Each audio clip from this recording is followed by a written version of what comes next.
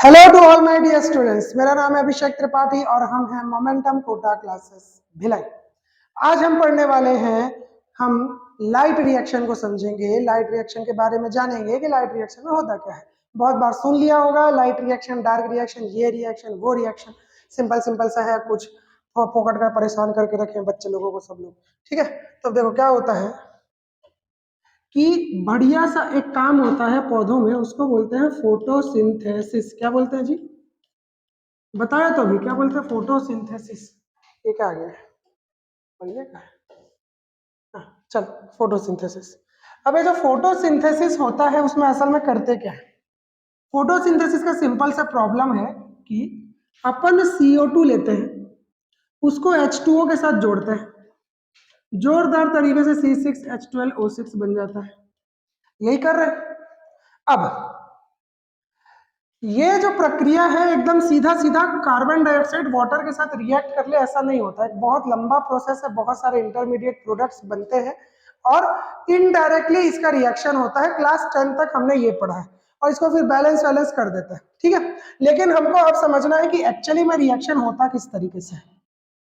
तो फोटोसिंथेसिस के दो, क्या कहना चाहिए, दो कंपोनेंट है, H2O और CO2। H2O का जुगाड़ लगाना है। H2O का जुगाड़ लगाने का जो रिएक्शन है उसको लाइट रिएक्शन बोलते हैं। ठीक, और CO2 का जुगाड़ लगाना है। CO2 का जुगाड़ लगाने के लिए जो रिएक्शन होता है उसको डार्क रिएक्शन बोलते हैं। सिंपल सी बात है। लाइट रिएक्शन में H2O का फिक्सेशन होगा, डार्क रिएक्शन में CO2 का फिक्सेशन होगा, कार्बन का फिक्सेशन होगा। अब ये जो C6H12O6 होता है, इसमें कार्बन और ऑक्सीजन ये दोनों के दोनों मिल जाते हैं CO2 से, और जो अपना हाइड्रोजन होता है वो मिलता है H2O से। ठीक है, तो हमको क्या मिलेगा लाइट रिएक्शन में? अंत में लाइट रिएक्शन में मिलेगा हमको बहुत सारा हाइड्रोजन। ठीक है, क्लियर? अब लाइट रिएक्शन बहुत सारा हाइड्रोजन पैदा करेगा, इसके साथ साथ बनाएगा ATP। अब ये हाइड्रोजन जो है वो फ्री नहीं है, फ्री नहीं है, वो किसके फॉर्म में है? NADPH के फॉर्म में। किसके फॉर्म में? NADPH के फॉर्म में। तो लाइट रिएक्शन के अंत में हमको हाइड्रोजन मिलता है NADPH के फॉर्म में और ATP मिलती है। ठीक है, ये दोनों मिल गए। क्लियर? अब नाम से ऐसा लगता है कि लाइट रिएक्शन लाइट में होगा, डार्क रिएक्शन डार्क में होगा, लेकिन मैंने पहले भी बहुत सारे लेक्चर्स में बताया है और हो सकता है आपके स्कूल या आपके कोचिंग में भी मैडम सर जिन्होंने भी आपको पढ़ाया होगा उन्होंने आपको बताया होगा कि लाइट रिएक्शन भी लाइट में होती है और डार्क रिएक्शन भी लाइट में होती है। कोई अंधेरा में नहीं हो रहा है, ये लोग अंधेरे में कुछ नहीं कर रहे, इनको उजाला चाहिए, पूरा जादू है, लोग धूप धूप करते रहते जो भी है। तो लाइट रिएक्शन जो है ये क्या है, देखो समझो। लाइट रिएक्शन को एक्चुअली में बोलना चाहिए लाइट डिपेंडेंट रिएक्शन, जिसके लिए लाइट का होना कंपलसरी है। डार्क रिएक्शन को बोल सकते हैं dark independent, sorry light independent reaction, लेकिन इसको बोलिए डार्क रिएक्शन। नाम क्या होना चाहिए? लाइट डिपेंडेंट, लाइट इंडिपेंडेंट, लेकिन क्या नाम रख दिया? Dark reaction. कोई बात होती है बताओ? अब रख दिए, बड़े बुजुर्ग लोग नाम रखे तो अपन लोग बदलते नहीं है, अपन जैसा चल रहा है उसको वैसे ही चलने देते हैं। ठीक है, अब ये जो लाइट रिएक्शन के प्रोडक्ट है कौन कौन? ये ATP और NADPH, अभी थोड़ी देर पहले बताया था। अब ये NADP और सॉरी NADPH और ATP, NADPH और ATP ये दोनों क्या करेंगे? ये दोनों जाएंगे और डार्क रिएक्शन को कंप्लीट करेंगे। अगर अंधेरा है, अगर अगर प्रकाश नहीं पहुंच पा रही है, अगर रोशनी नहीं आ रही है, तो क्या होगा?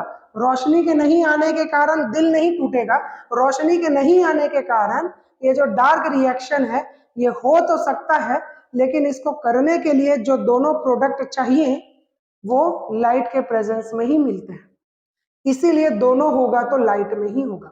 या तो आप पौधे को दे दो भैया ATP और NADPH कहीं से निकाल के, खरीद वरीद के दे दो, मिल जाए तो खरीद के दे दो, तो अंधेरा में भी कर देगा, फोटोसिंथेसिस कर देगा, कोई दिक्कत नहीं। ठीक है, चलिए क्लियर। अपने को ग्लूकोज बनाना है, क्या करना है? ग्लूकोज बनाना है। इतना तो समझ में आ गया कि लाइट रिएक्शन से क्या बनता है, डार्क रिएक्शन से क्या बनता है। लाइट रिएक्शन के अंत में हमको ATP मिलता है, NADPH मिलता है, डार्क रिएक्शन के अंत में हमको मिलता है ग्लूकोज। क्या मिल जाता है? ग्लूकोज। यहाँ तक क्लियर? यहाँ तक क्लियर? एकदम क्लियर, जोरदार क्लियर, मजा आ गया, समझ में आ गया, कोई दिक्कत नहीं है। चलिए आगे बढ़ते हैं। चल, अब ये लाइट रिएक्शन क्या है? लाइट रिएक्शन और the photochemical phase includes, photochemical phase का मतलब फोटॉन्स का मतलब हुआ लाइट के पार्टिकल्स, और केमिकल का मतलब तो केमिकल होता है, तो इसमें लाइट के प्रेजेंस में केमिकल रिएक्शंस होता है, इसलिए इसको फोटोकेमिकल फेज कहा जाता है। यहां पर होगा प्रकाश का अवशोषण, उजाला आएगा, रोशनी आएगी, उस रोशनी को हम लोग कर लेंगे अवशोषित, हम लोग नहीं, पौधा लोग करेंगे जो बाहर है।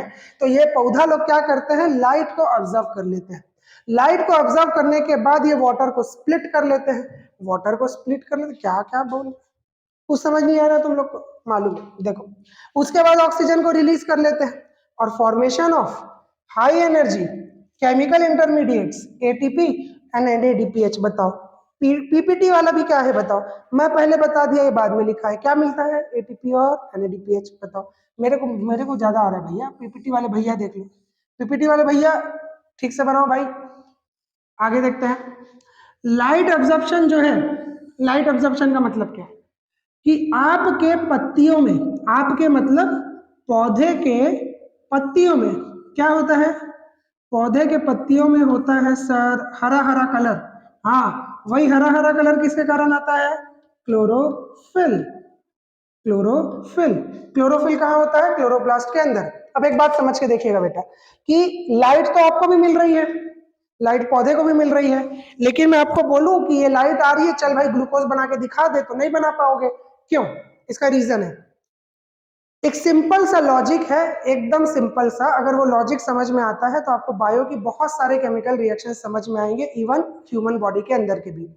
कभी भी न्यूटन अंकल बताए हैं एक चीज कि कभी भी एक एनर्जी फॉर्म को हम दूसरे एनर्जी फॉर्म में कन्वर्ट कर सकते हैं, बताएं, ऐसी बताएं, एक एनर्जी फॉर्म को हम दूसरे एनर्जी फॉर्म में कन्वर्ट कर सकते हैं। अब जैसे आपके घर में इलेक्ट्रिसिटी आ रहा है, आपके घर में इलेक्ट्रिसिटी आ रहा है, आप चार्जर लगाते हैं और आपकी बैटरी चार्ज होने लग जाती है, ठीक है। आपके घर में इलेक्ट्रिसिटी आ रही है, एक बटन दबाते हैं और वो फिर एसी चालू हो जाता है, पंखा चालू हो जाता है, कूलर चालू हो जाता है, जिन लोग हवा दे रहे हैं, और उसी इलेक्ट्रिसिटी बोर्ड में से, उसी इलेक्ट्रिक करंट में से बल्ब जो है वो रोशनी देने लगता है। तो तीन काम हो रहे हैं, एक चार्ज होने का काम हो रहा है, यानी कि आप दूसरे की दूसरी बैटरी को क्या कर रहे हो, एनर्जी ट्रांसफर कर रहे हो। दूसरा काम क्या हो रहा है, हवा आ रही है, मतलब कि इलेक्ट्रिकल एनर्जी जो है वो कन्वर्ट हो रही है किसमें, इलेक्ट्रिकल एनर्जी कन्वर्ट हो रही है विंड एनर्जी में। और तीसरा इलेक्ट्रिकल एनर्जी कन्वर्ट हो रही है लाइट एनर्जी में। लेकिन तीनों जगह हम क्या दे रहे हैं, तीनों जगह हम दे रहे हैं क्या, electricity, electric current, electric force, electric energy. Clear? अब ऐसा क्या है कि अब मैं बताता हूँ कि ये फोन का अडेप्टर जो है, चार्जर का अडेप्टर, उसको लगाओ सॉकेट में और बटन दबाओ और बोलो कि भाई तू हवा दे दे मेरे को, पॉसिबल है? आपका फोन का अडेप्टर आज तक तो नहीं, चाइना वाला बना देंगे ये वाला वीडियो देखने के बाद कि हाँ हाँ ये भी तो कर सकते हैं, हवा निकलेगा, वो अलग बात है। लेकिन आज के टाइम पे अभी आपके पास जो अडेप्टर है वो हवा देता है क्या? नहीं। आप पंखा को बोलो भाई तू मेरा फोन चार्ज कर दे, तो कर देगा क्या? नहीं। या लाइट को बोलो भाई तू हवा दे दे, तो दे देगा क्या? नहीं। क्यों? क्यों ऐसा होता है? आप एनर्जी तो सेम दे रहे हो सबको, लेकिन उस मशीन पे डिपेंड करता है कि वो उस एनर्जी को किस फॉर्म में कन्वर्ट कर सकता है। ये बात बहुत डीप है, इसको अगर समझ जाते हो तो बहुत अच्छी बात है। अगर आपके पास कोई मशीन नहीं है, आप किसी एनर्जी को कन्वर्ट नहीं कर पाओगे। आपके पास मशीन है तो उस एनर्जी को आप कन्वर्ट कर सकते हो किसी भी चीज में। बात समझ में आई? ये देखो, ये पीछे डिस्प्ले दिख रहा है, ये डिस्प्ले दिख रहा है, ये लाइट एनर्जी ही तो है, तभी तो डिस्प्ले दिख रहा है। अब इस डिस्प्ले के ऊपर मैं लिख भी सक रहा हूँ, सब कुछ हो रहा है इलेक्ट्रिक एनर्जी से। किससे हो रहा है? इलेक्ट्रिक एनर्जी से। ये आप वीडियो देख रहे हो, ये भी इलेक्ट्रिक एनर्जी से। हर मशीन अलग अलग है, हर मशीन का अपना अपना काम है, एक मशीन दूसरे मशीन का काम नहीं कर सकती है। तो अगर मान लो मेरे पास घर पे बल्ब ही नहीं है, भर भर के बिजली आ रहा है, फोकट में बिजली आ रहा है, दिल्ली के केजरीवाल जी यहाँ भी आके फोकट में डाले जा रहे हैं बिजली, लेकिन घर में अगर एक बल्ब नहीं है तो लाइट तो आएगी नहीं। तो हमेशा एक एनर्जी फॉर्म को दूसरे एनर्जी फॉर्म में कन्वर्ट किया जा सकता है, जैसा कि न्यूटन ने बताया, लेकिन उस कन्वर्जन के लिए एक मशीन चाहिए। यहाँ तक ठीक? अब इस लॉजिक को अगर आप समझ जाओगे तो न्यूरॉन के अंदर होने वाला कंडक्शन, आपकी आंखों से बनने वाला इमेज, कान से सुनाई देने वाले वेव्स, सब कुछ आपको समझ में आएंगे। तभी आपको समझ में आएगा आप स्किन से क्यों नहीं सुन सकते हो, केवल कान से क्यों सुनते हो, और कान से आपको स्मेल क्यों नहीं आता है, केवल नाक से क्यों आता है। और आंख से आप सुन क्यों नहीं सकते हो, आंख से देखते क्यों हो और सिर्फ टंग से बोल क्यों सकते हो? फालतू के क्वेश्चन है, लेकिन ये लॉजिक है कि जो मशीन जहां पर होगी वो वहीं पर काम करेगी। अब ये मशीन का क्या मतलब है? बायोलॉजी में भगवान ने हमको बहुत सारी मशीन्स बना बना के दी है। इन मशीन्स के अंदर होते हैं सेल्स। क्या होते हैं? सेल्स। देखिए क्या होते हैं? सेल्स। अब ये जो सेल्स होते हैं ये होते हैं स्पेशलाइज्ड टाइप के। एक बल्ब में और एक पंखे में क्या अंतर है? उनके अंदर के कंपोनेंट्स का अंतर है, बस वही कंपोनेंट का अंतर है। एक स्पेशलाइज सेल होता है, उस सेल के पास एक कैपेसिटी होती है कि वो क्या कर सके, वो एक फॉर्म ऑफ एनर्जी को दूसरे में कन्वर्ट कर सके। ये मैंने 5, 7, 10 मिनट लेके इसको पूरा समझाया। अब इसका लॉजिक समझिए कि पत्तियों के पास एक ऐसा सेल है जिसके पास एक मशीन है, उस मशीन को हम लोग बोलते हैं क्लोरोफिल।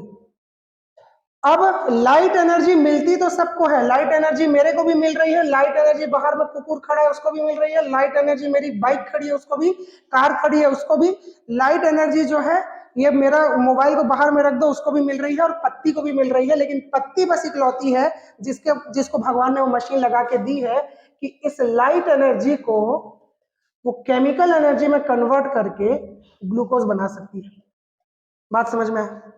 तो लाइट का ऑब्जर्प्शन जो है बड़ा सिंपल सा लिख तो दिया है, लेकिन लाइट तो मैं भी ऑब्जर्व कर रहा हूं ना, लाइट तो मैं भी ऑब्जर्व कर रहा हूं, लेकिन उस लाइट से मैं ग्लूकोज नहीं बना पा रहा हूं, लेकिन लाइट से देख पा रहा हूं। देखने के लिए जो सेल चाहिए, देखने के लिए जो मशीन चाहिए, वो पौधे के पास नहीं है, इसलिए पौधा देख नहीं पाता। और पौधे के पास वो मशीन है जिससे वो ग्लूकोज बना सकता है, मेरे पास नहीं है, इसलिए वो ग्लूकोज बना लेता है और मैं नहीं बना पाता। इन मशीन्स को ही हम लोग सेल ऑर्गेनेल्स, और इन्हीं मशीन्स को हम लोग सेल कहते हैं। बात समझ में आई? इन्हीं मशीन्स को हम सेल ऑर्गेनेल्स, इन्हीं मशीन को हम सेल कहते हैं और इन्हीं को हम लोग कहते हैं सेंसरी ऑर्गन्स। ये याद रखिएगा, आगे जब हम नर्वस सिस्टम पढ़ेंगे तब इसी लॉजिक को फिर से लगाएंगे। तो एक ऐसी मशीन है जिसको हम क्लोरोफिल कहते हैं, जो लाइट एनर्जी को कन्वर्ट करके दे देती है ग्लूकोज के अंदर, ग्लूकोज बना के दे देती है। ठीक, इसके लिए हमको लाइट को ऑब्जर्व करना पड़ता है और लाइट का ऑब्जर्प्शन यही मशीन यानी कि क्लोरोफिल करेगी। कौन करेगी? क्लोरोफिल करेगी। बात समझ में आई? अब इस क्लोरोफिल के होने से क्या होता है? वाटर का होता है स्प्लिटिंग। वाटर का स्प्लिटिंग का मतलब क्या है भैया? ये H2O है, ये टूट जाएगा H plus plus E minus plus O2 में, और ऑक्सीजन जो है वो रिलीज हो जाएगी H plus plus E minus plus O2। ये तो बचपन से पढ़ रहे हैं, इसमें क्या लॉजिक बताएं? ठीक, और इसी तरीके से ऑक्सीजन जो है वो रिलीज हो जाती है और इसके बाद बनती है ATP और NADPH। ये बनाने का जो प्रोसेस है यही एक्चुअल लाइट रिएक्शन है। इस एक्चुअल लाइट रिएक्शन को अब मैं समझाऊंगा आगे, 2 मिनट दीजिएगा, समझ में आ जाएगा। 2 मिनट में तो नहीं आएगा, मतलब वीडियो तो बनेगा अभी 5, 10, 20 मिनट का और, लेकिन समझ में जरूर आ जाएगा, भगवान कसम। चलिए तो आगे बढ़े, चलो बढ़ते हैं मस्त से एकदम जोरदार तरीके से। आगे क्या है भाई? अब देखिए, अब यहां पर एक शब्द लिखा है पिगमेंट्स। क्या लिखा है? पिगमेंट्स। और यही पिगमेंट्स वही पिगमेंट्स जिसको मैंने अभी मशीन बोला था। क्लोरोफिल, कैरोटिनॉइड्स और ज़ैंथोफिल। ठीक, कैरोटिनॉइड्स के अंदर ज़ैंथोफिल आता है। कैरोटिनॉइड्स कैरोटीन होता है और ज़ैंथोफिल होता है, पर चलिए चल जाता है जैसे तैसे करके। ये पिगमेंट्स है, ठीक है। अब ये यहाँ पर जो लिखा हुआ है LHC, ये वो मैं आपको अगली स्लाइड में दिखाता हूँ, ठीक है। ये वाला NCERT का डायग्राम है कि नहीं? है कि नहीं? मैं नहीं बनाऊं भैया, NCERT वाले का। इसको देखो क्या है। आपको अगर सेल का स्ट्रक्चर पता है तो ये है हमारा सेल, हमारा मतलब पौधे का। पौधे के सेल के अंदर में यहाँ पर होता है क्या? क्लोरोप्लास्ट। क्या होता है? प्लास्ट, क्लोरोप्लास्ट। प्लास्टिड एक चीज होती है, प्लास्टिड एक ऑर्गेनिल होता है। अगर इसमें क्लोरोफिल भर दिए तो ये क्लोरोप्लास्ट कहलाएगा। इसमें अगर रोडोफिल भर दिए तो ये रोडोप्लास्ट कहलाएगा। अगर इसमें कुछ नहीं भरा है तो ये इटियोप्लास्ट कहलाएगा, यानी कि खाली खाली सूखा सूखा इटियोप्लास्ट कहलाएगा। यहाँ तक ठीक है? तो इसमें से ही क्लोरोप्लास्ट की बात कर रहे हैं। क्लोरोप्लास्ट की स्ट्रक्चर के बारे में अगर हम लोग देखें तो क्लोरोप्लास्ट का स्ट्रक्चर कुछ इस प्रकार से दिखाई देता है। क्लोरोप्लास्ट के स्ट्रक्चर में एक यहाँ पर ऐसा करके स्ट्रक्चर बना हुआ क्लोरोप्लास्ट का, ये क्लोरोप्लास्ट का स्ट्रक्चर है। क्लोरोप्लास्ट के स्ट्रक्चर के अंदर में आपको देखने को मिलेगा ऐसा बिल्डिंग, गोल गोल गोल गोल ऐसा वाला, ऐसा कुछ, ठीक। ये बना हुआ है, ये भी एनसीईआरटी में बना हुआ है, ठीक है। अब ये जो है इसको बोला जाता है इतने बड़े को ग्रैना, क्या बोला जाता है? ग्रैना। ये जो बच गया इसको बोला जाता है स्ट्रोमा, क्या कहा जाता है? स्ट्रोमा, स्ट्रोमा, ठीक है। अब एक ग्रैना में एक सिंगल ये जो गोला है ये, इसको कहते हैं थैलाकॉइड, क्या बोलते हैं? Thylakoid, thylakoid. यहाँ तक ठीक, ग्रेनास्ट्रोमा, थैलाकॉइड, क्या क्या? ग्रेनास्ट्रोमा और थैलाकॉइड। यहाँ तक क्लियर? यहाँ तक क्लियर? यहाँ तक क्लियर, ठीक है। अब हम लोग इस थैलाकॉइड के अंदर जा रहे हैं, कहाँ जा रहे हैं? इस थैलाकॉइड के अंदर। तो पहले मैं इसको रब कर रहा हूँ क्योंकि फ्रेम का थोड़ा दिक्कत है कि आपको उस तरफ दिखेगा नहीं, तो मैं इसको रब कर रहा हूँ। अब देखो क्या बताया है, एक सेल है, सेल के अंदर क्लोरोप्लास्ट है, क्लोरोप्लास्ट के अंदर ऐसे संरचना है, ग्रेना होता है। इस ग्रेना में हम लोग लाइट रिएक्शन कराएंगे, स्ट्रोमा में डार्क रिएक्शन होगा। अब ये जो ग्रेना है उसका एक सिंगल यूनिट थैलाकॉइड कहलाता है। अब हम लोग थैलाकॉइड के अंदर जाने वाले हैं। थैलाकॉइड के अंदर जाने के लिए हमको पहला एक थैलाकॉइड बनाना पड़ेगा। अब देखिए थैलाकॉइड में क्या क्या होता है। थैलाकॉइड में, थोड़ा इसको नीचे कर देते हैं, थैलाकॉइड में एक यहां पर होगा ऐसा एक ठो, और इधर एक टन होगा ऐसा। अब ये ऐसा ऐसा क्या है देखो, समझा रहे हैं। इनको बोलते हैं फोटो सिस्टम, क्या बोलते हैं? Photo system. ये कहाँ होंगे? थैलाकॉइड की प्लाज्मा मेम्ब्रेन। अब देखिए फोटो सिस्टम क्या है, ये रिसेप्टर, रिसेप्टर बहुत सारा चीज आएगा। एक बात आपको साफ साफ पता होगी कि प्लाज्मा मेम्ब्रेन में होते हैं इम्बेडेड एंड सरफेस प्रोटीन्स। ये जो इम्बेडेड प्रोटीन्स होते हैं या प्रोटीन कॉम्प्लेक्सेस होते हैं, ये बहुत सारे तरीके के काम करते हैं। अगर आपको ये प्रोटीन कॉम्प्लेक्स क्या होता है ये नहीं पता है तो सेल वाला मेरा लेक्चर देख लीजिएगा, उसमें समझ में आएगा आपको कि हर सेल के, आपको पता होगा ना चैनल होता है, sodium potassium pump, voltage gated channel, aquaporins, ये रिसेप्टर्स, ये सारी चीजें क्या हैं? ये सारी चीजें होती है सरफेस प्रोटीन जो केमिकल्स को अंदर बाहर करती हैं। कुछ केमिकल प्रोटीन जो होते हैं वो लोग क्या करते हैं, ये लोग इनके अंदर कुछ केमिकल स्टोर होते हैं, जैसे कि इनमें क्लोरोफिल स्टोर है, तो यहाँ पर उनको बोल दिया फोटो सिस्टम, ठीक है। एक प्रोटीन कॉम्प्लेक्स है मान लीजिए और इसका नाम रख दिया क्या?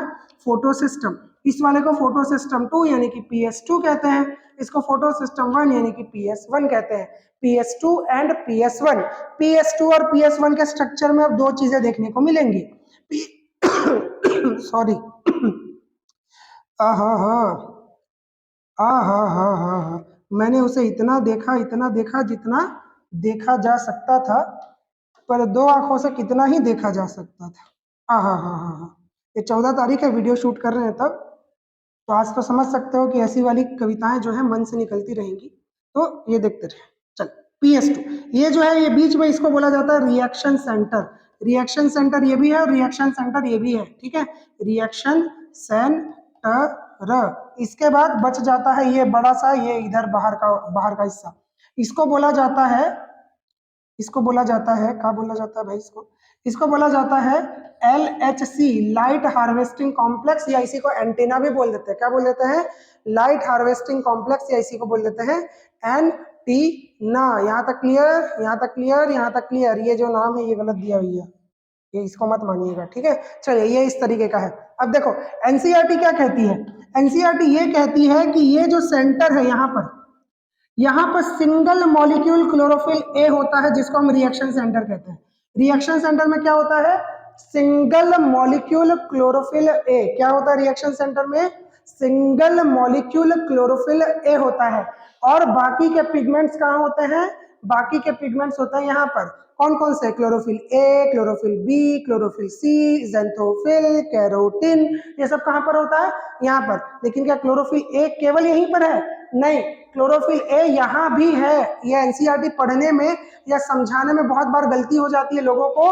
क्लोरोफिल ए यहाँ भी है, मतलब लाइट हार्वेस्टिंग कॉम्प्लेक्स में सारे पिगमेंट होते हैं, लेकिन रिएक्शन सेंटर में केवल क्लोरोफिल ए होता है। तो यहाँ पर क्या है? केवल क्लोरोफिल ए है और बाकी सारे पिगमेंट्स बाहर है इंक्लूडिंग क्लोरोफिल ए, लेकिन रिएक्शन सेंटर में केवल एक पिगमेंट है, वो भी सिंगल मॉलिक्यूल ऑफ क्लोरोफिल ए।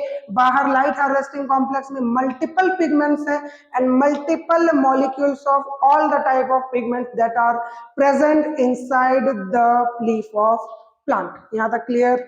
यहाँ तक क्लियर? अब बोलोगे सर हिंदी में बोलो ना, क्या तो बोले समझ नहीं आया। भैया यही बोले हैं कि रिएक्शन सेंटर में इकलौता मॉलिक्यूल होगा पिगमेंट का, वर्णक का, वो होगा केवल सिंगल मॉलिक्यूल, एक अणु क्लोरोफिल। और एलएचसी में होंगे बहुत सारे पिगमेंट, बहुत सारे अणु, और वो सारे अणु सभी प्रकार के वर्णकों के मिलकर बने हुए होते हैं। यहाँ तक क्लियर? यहाँ तक क्लियर? कोई दिक्कत नहीं है? मैं खुद से बोल रहा हूँ भैया कोई दिक्कत नहीं है, तुमको है तो बता दो। चलिए तो आगे देखते हैं। अब आगे क्या बोलना चाह रहे हैं सब देखो। These pigments help to make photosynthesis more efficient by observing different wavelengths of light। अब ये different wavelengths of light का क्या मतलब है कि आपको पता है विजिबल लाइट जो होती है उसका वेवलेंथ अलग अलग होता है, उसी को हम विब्ग्योर कहते हैं ना। वायलेट कलर का वेवलेंथ अलग, blue colour, green colour, red colour, ये वो अलाना फलाना ढेकाना सब, ठीक। तो ये तो आपको मालूम है, ठीक। तो ये अलग अलग वेवलेंथ को अलग अलग पिगमेंट, यानी कि पिगमेंट मतलब वो केमिकल जो फोटोसिंथेसिस के लिए प्रकाश की ऊर्जा, लाइट एनर्जी को ऑब्जर्व करेगा, वो पिगमेंट जो है, हर पिगमेंट अलग अलग वेवलेंथ पर एक्टिवेट होता है।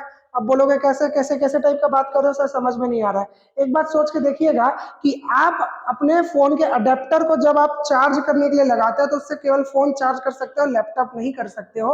क्यों? क्योंकि उस मशीन की अपनी खुद की एक कैपेसिटी है, उसमें लिखा होगा 5 ampere, 3 ampere, 10 ampere, 50 ampere, 10 crore ampere, कुछ तो लिखा होगा, वो कैपेसिटी होता है। उस कैपेसिटी के पार अगर एनर्जी चाहिए तो नहीं हो पाएगा, उस कैपेसिटी से कम चाहिए तो नहीं हो पाएगा, मुश्किल हो जाता है। इसीलिए हर मशीन की अपनी एक कैपेसिटी होती है, तो हर पिगमेंट की भी वैसे ही क्या होती है, कैपेसिटी होती है। वेवलेंथ के आधार पर क्या होती है, कैपेसिटी होती है वेवलेंथ के आधार पर। यहां तक ठीक। A special type of chlorophyll A forms the reaction center. The reaction center is different in both the photosystem. In PS1 the reaction center chlorophyll has an absorption peak at 700 nm, यानी कि जो PS1 होता है उसका chlorophyll A जो है वो P700 यानी कि 700 नैनोमीटर की लाइट को ऑब्जर्व करता है, और PS2 में यही 680 नैनोमीटर के 680 नैनोमीटर की लाइट को ऑब्जर्व करता है। यहां तक क्लियर? इसीलिए PS1 को P700 और PS2 को P680 भी कहा जाता है। अब इसके बाद इलेक्ट्रॉन ट्रांसपोर्ट वगैरह समझेंगे, लेकिन ये आपके सामने वो ग्राफ है, ये एनसीईआरटी में भी बना हुआ है, ये इंपॉर्टेंट है, इसको जरूर देखिए। ये आपको मौका मिल रहा है, देखिए इसको अच्छे से, इससे ज्यादा क्लियर होगा क्योंकि एनसीईआरटी में जो है ना बहुत ही प्लेन व्हाइट सा डायग्राम है। तो अब आपको ये तो देख के समझ में तो आ ही गया होगा। आगे बढ़ते हैं। अब आगे कुछ इस तरीके से बढ़ेंगे कि अब इस इतना अगर आपको समझ में आ गया तो सिंपल आपको अब केवल रिएक्शन समझना है। और ये जो सारी चीजें लिखी हुई है, ये जेड स्कीम, एनएडीपी, एनएडीपीएच, ये सारी चीजें ना मैं आपको पीछे स्लाइड में समझाता हूँ। उसके बाद आप क्या करिएगा, उसके बाद आप आगे के स्लाइड्स को एक बार जरूर देखिएगा, ठीक है। मैं ट्राई करता हूँ, पहले अपने को एक्स्ट्रा स्पेस चाहिए रहेगा लिखने के लिए, इनको हटा देता है, ठीक है। चलिए इसको हटा देंगे, इतना दिमाग लगाना पड़ता है भाई, ब्लैंक स्लाइड नहीं है ना, तो ब्लैंक स्लाइड एक अपने को बनाना पड़ेगा। ब्लैंक स्लाइड जब बन जाएगा तो इसको बढ़िया सुंदर सा मैं हाथों से बना के आपको दिखाऊंगा कैसे बनता है। बनते हुए आंखों के सामने देखेंगे तो आपको ज़्यादा अच्छे से समझ में आएगा।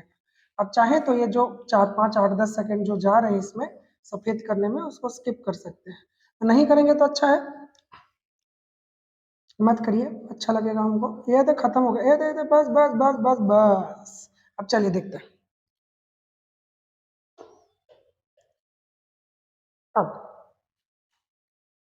अब मान लीजिए कि ये अपना, अच्छा ऐसा नहीं करते, एक काम करते हैं, एक मान लीजिए कि ये है अपना PS2। अब काम शुरू होता है PS2 से। कहाँ से शुरू होता है? PS2 से, ठीक है।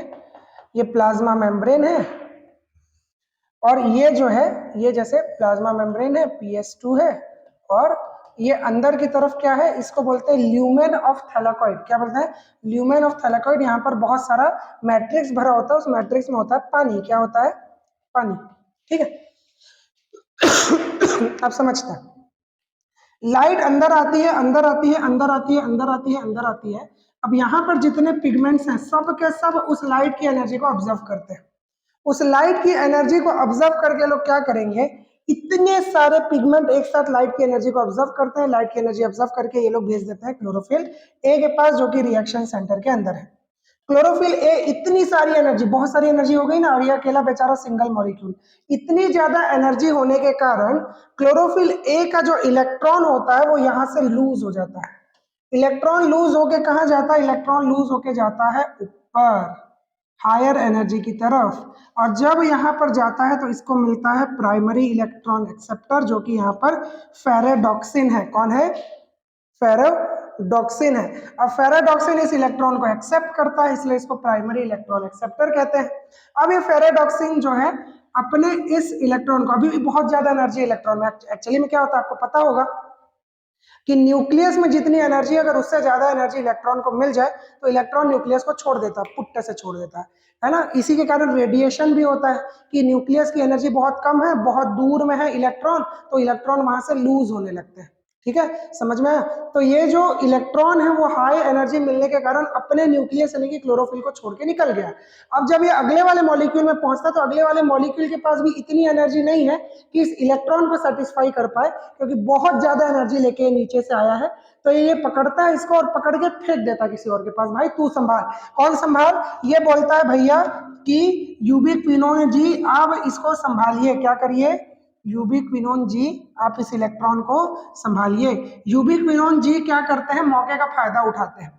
उनको चाहिए था हाइड्रोजन का आयन, तो हाइड्रोजन का आयन के साथ इनको बनाना था बॉन्ड, लेकिन बॉन्ड बनाने के लिए इनको चाहिए थी एनर्जी, और एनर्जी जो मिलती है वो मिलती है इलेक्ट्रॉन से। इलेक्ट्रॉन से ऐसे कैसे मिल जाएगी एनर्जी? इलेक्ट्रॉन ऐसे तेजी से आगे बढ़ता है, उसकी काइनेटिक एनर्जी होती है, उस एनर्जी को कन्वर्ट कर देते हैं केमिकल एनर्जी में और बन जाता है यूबिक्विनोन एच, UQH। ठीक है, यूबिक्विनोन एच जो है ये UQH अपने इस इलेक्ट्रॉन को ट्रांसफर कर देता है प्लास्टोक्विनोन के पास, प्लास्टोक्विनोन के पास, प्लास्टोक्विनोन के पास। प्लास्टोक्विनोन जो है इस हाइड्रोजन के बॉन्ड को पकड़ता है और हाइड्रोजन को फेंक देता है अंदर, और यहां से फिर अपना इलेक्ट्रॉन जाता है प्लास्टोसाइनिन के पास। क्लियर? ये याद करना पड़ेगा, फेरेडॉक्सिन, यूबिक्विनोन, प्लास्टोक्विनोन और प्लास्टोसाइनिन। ठीक है, क्लियर? अब इसके बाद H प्लस आती है अंदर, किधर आती है? H प्लस आती है अंदर, किधर से आई? ये बाहर से पकड़ के फेंके। ठीक है, अब H प्लस अंदर आ गया, कहां पर से? यहां पर से। यहां पर H प्लस था, ये यूबिक्विनोन से रिएक्ट किया, वो यहां पर ट्रांसफर हुआ और H प्लस को अंदर ढकेल दिया गया। बाहर H प्लस कहां से आया पूछोगे? बताता हूँ, रुक जाओ रुक जाओ रुक जाओ, बताता हूँ, चिंता मत करो। ठीक है, अब ये प्लास्टोसाइनिन के पास से इलेक्ट्रॉन जो है वो पहुंच जाता है कहां? ये पहुंच जाता है PS1 में। PS1 में फिर से रिएक्शन सेंटर, यहाँ पर फिर से क्लोरोफिल ए होता है। यहां पर जब ये इलेक्ट्रॉन पहुंचता है तो ये इस इलेक्ट्रॉन को छोड़ देता है, ये वाला क्लोरोफिल ए को चाहिए ही नहीं था इलेक्ट्रॉन।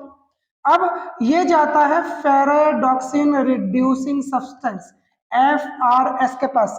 यहां पर लिखा होगा PS1 में, आपको प्राइमरी इलेक्ट्रॉन एक्सेप्टर का नाम नहीं लिखा है, सल्फर आयन कॉम्प्लेक्स होता है उसका नाम रख दिया गया है ऐसे ही, फेराडॉक्सिन रिड्यूसिंग सब्सटेंस, क्योंकि ये इस इलेक्ट्रॉन को बगल में पड़े हुए फेराडॉक्सिन को देता है। ये फेराडॉक्सिन अलग है, ये वाला मतलब मॉलिक्यूल सेम है लेकिन ये अलग रखे हैं, इसको अलग रखे हैं।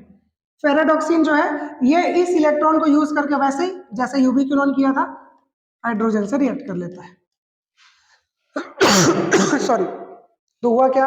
फेराडॉक्सिन हो गया रिड्यूस, H के साथ रिएक्ट कर लिया ना तो हो गया क्या? रिड्यूस। यहां तक ठीक? अब ये जो फेराडॉक्सिन H है अपने इलेक्ट्रॉन को और H प्लस को ट्रांसफर कर देता है सॉरी, इसके पास NADP प्लस, NAD प्लस के पास, किसके पास? NADP प्लस के पास। इससे बनता है NADH। क्या बनता है? NADH। क्या बन गया जी? NADH। ये NADH बना, ये बन गया NADH। चलिए NADH बन गया। अब ये जो NADH है, ये जो NADH है ये बन गया और यही था क्या हमारा एक प्रोडक्ट। और कैसे बना, इस इलेक्ट्रॉन की एनर्जी को लेते हुए। अब यहां से इलेक्ट्रॉन निकला था और ये फेंका था अपना इलेक्ट्रॉन को, कौन, क्लोरोफिल। बाकी सब ने तो उस क्लोरोफिल के इलेक्ट्रॉन को फेंका है। और क्लोरोफिल का इलेक्ट्रॉन किधर गया, क्लोरोफिल का इलेक्ट्रॉन आखिरी में NAD+ के पास गया, जो कन्वर्ट हो जाता है NADH में। कौन कन्वर्ट हुआ, NAD+। प्लस मतलब इसके पास एक इलेक्ट्रॉन की कमी थी, तो ये इलेक्ट्रॉन जो है, जो क्लोरोफिल से आया था फेंक फेंक के, उसको ये पकड़ लिया और उसके साथ एक हाइड्रोजन भी पकड़ लिया। और क्या मिल गया, हो गया NADH। तो इलेक्ट्रॉन तो गया, खत्म, टाटा बाय बाय, गया। ठीक है, समझ में। अब देखो ये H2O जो है, जब एनर्जी इतनी सारी यहां पर मिल रही थी, पानी तो सब जगह फैला है, पानी तो सब जगह फैला है, लेकिन पानी जो PS2 के नीचे है उसको भी तो एनर्जी मिल गई ना। ऊपर में इतनी सारी एनर्जी है, उस तक भी तो पहुंचेगी थोड़ी सी। तो उसके कारण क्या होता है, ये H2O जो है वो टूट जाता है H+E- और O2 में। ये E- जो है, ये E- जो है, ये इलेक्ट्रॉन ये क्लोरोफिल पकड़ लेता है। ला भाई मेरे को दे दे दे दे दे दे दे, मेरे को भूख मर रही हो रहा है, दे दे दे दे। तो ये इलेक्ट्रॉन पकड़ लिया, लेकिन अभी भी बाहर उजाला है, अभी भी बाहर धूप निकली है, अभी भी बाहर लाइट है। तो उस लाइट के कारण कंटिन्यूसली ये लोग एनर्जी को ऑब्जर्व कर करके फेंकते रहते हैं। तो ये जो इलेक्ट्रॉन हाइड्रोजन के पास से आया था, ये जो इलेक्ट्रॉन वाटर का आया था, वाटर का जो इलेक्ट्रॉन आया था, ये भी निकल जाता है। ये बार बार क्लोरोफिल उसको पकड़ता रहता है, इलेक्ट्रॉन फेंकता रहता है, क्लोरोफिल पकड़ता रहता है, इलेक्ट्रॉन फेंकता रहता है।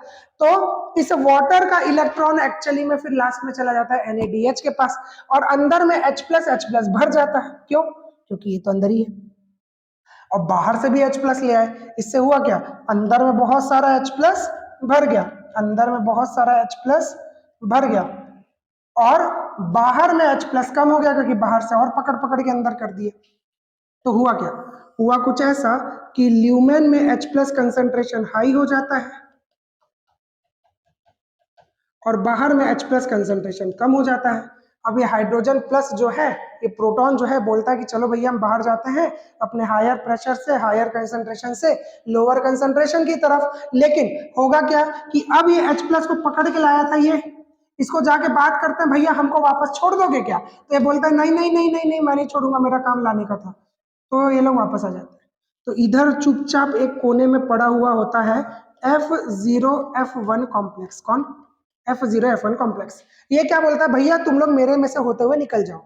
अब इन लोगों को ये क्या जरूरत है किसी से मांगने की, क्योंकि ये लोग आयन है ना, और ये लोग प्लाज्मा मेम्ब्रेन क्रॉस नहीं कर सकते। गैस डिफ्यूज कर सकती है, पानी डिफ्यूज कर सकता है, लेकिन प्लाज्मा मेम्ब्रेन को जो आयंस होते हैं Na+Cl-, ये सारी चीजें डिफ्यूज करके नहीं जा सकती, उनको प्रोटीन चैनल्स चाहिए होते हैं। और ये प्रोटीन चैनल कौन प्रोवाइड कराएगा, अब F0F1 कॉम्प्लेक्स। ये सारे के सारे H+ बाहर निकलते हैं एकदम खदबित खदबित भागते हुए तेजी से। तो इतने तेजी से बाहर निकलने के कारण यहाँ पर उनकी काइनेटिक एनर्जी को यूज किया जाता है, और उनके काइनेटिक एनर्जी का उपयोग करके ADP से बना दिया जाता है ATP।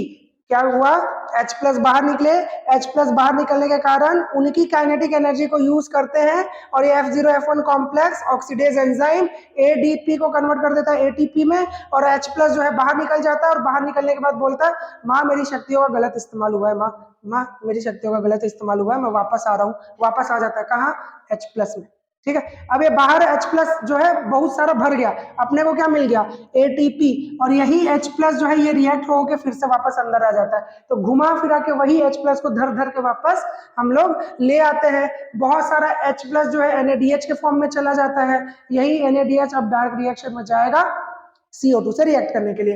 अब इसीलिए बार बार हम पानी चाहिए पौधे को, बार बार पानी से बार बार हाइड्रोजन, बार बार हाइड्रोजन से बार बार NADH, बार बार NADH से बार बार CO2 से रिएक्शन होता है। तो डायरेक्टली H2O का रिएक्शन हुआ क्या CO2 से, डायरेक्ट H2O का रिएक्शन हुआ क्या, नहीं, इसको कन्वर्ट करते हैं NADH में, और ये जाके रिएक्ट करेगा CO2 से, वो भी इनडायरेक्टली रिएक्ट करेगा CO2 से, डायरेक्टली करता भी नहीं है। और इस तरीके से हमने वाटर का जुगाड़ जमा दिया।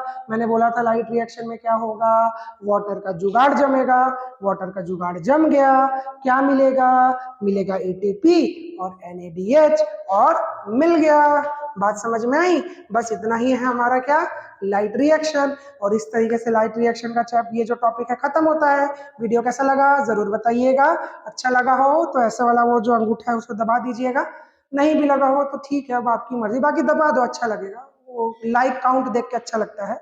और कमेंट कमेंट कर दो अच्छी अच्छी बातें, कुछ डाउट है तो वो भी, और कुछ बुरा लगा हो तो वो भी आप कमेंट कर सकते हैं। सब्सक्राइब नहीं किया तो कर लीजिए, अच्छा लगा हो तो शेयर कीजिए, दोस्तों को बोल दीजिए भैया सब्सक्राइब कर लेंगे, हमारे वीडियोस आते रहते हैं, एजुकेशन से रिलेटेड आ जाते हैं, इसे पढ़ा भी देते हैं, कभी कभी ऐसे टाइम पास मस्ती भी कर देते हैं, कभी ऐसे हम लोग मोटिवेट भी कर देते हैं। और हाँ, नीट का फॉर्म आएगा, नीट का जब फॉर्म आता है हम लोग बताते हैं, फॉर्म कैसे भरना है वो हम लोग बताते हैं, इसके अलावा काउंसलिंग कैसे करना है, एग्जाम सेंटर, ये वो सारी तरीके की दिक्कतें हम सब कुछ यहाँ पर यूट्यूब में आपको वीडियो बना बना के सारी चीजें बताते हैं। कोई न्यूज आती है तो वो बताते हैं, हर तरीके की चीजों से हम आपको अपडेट रखते हैं। तो इस तरीके के अपडेट रहने के लिए भी आप प्लीज हमारे इस चैनल को सब्सक्राइब करिए, वो घंटी भी दबा दीजिए। ठीक है, चलिए तो अगले वीडियो में मिलते हैं, bye bye, good night, tata, thank you.